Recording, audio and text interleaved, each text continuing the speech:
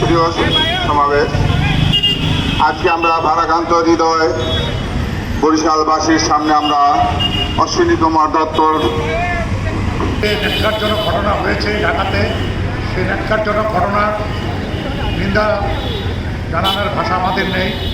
আমরা অনেকবার অনেক মানববন্ধন করেছি, বিভিন্ন জায়গায় একের পর এক সংখ্যালঘুদের উপর অত্যাচার হয়ে যাচ্ছে।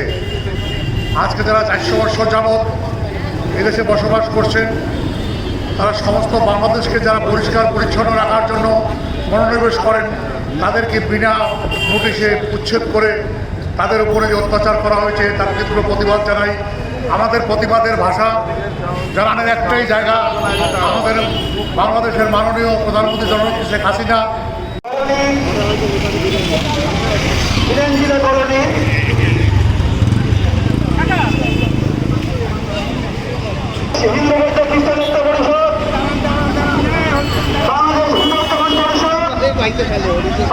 বাংলাদেশ ছাত্র ঐক্য পরিষদ, বাংলাদেশ হরিজন কলেজি, বরিশাল জেলা মহানগর শাখার পক্ষ থেকে আজ আমরা এই উচ্ছেদ প্রতিবাদে কার ইন্ধনে আজকে ঢাকার বিভিন্ন জেলায় বুলডোজার চালিয়ে হরিজন কলোনিকে বিধ্বস্ত করা হচ্ছে।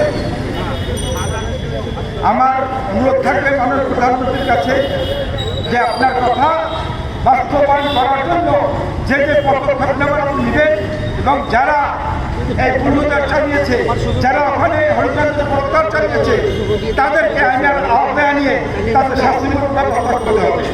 এই বলে আমি বক্তব্য শেষ করছি। জয় বাংলা, জয় বঙ্গবন্ধু, বাংলাদেশ দীর্ঘজীবী হোক।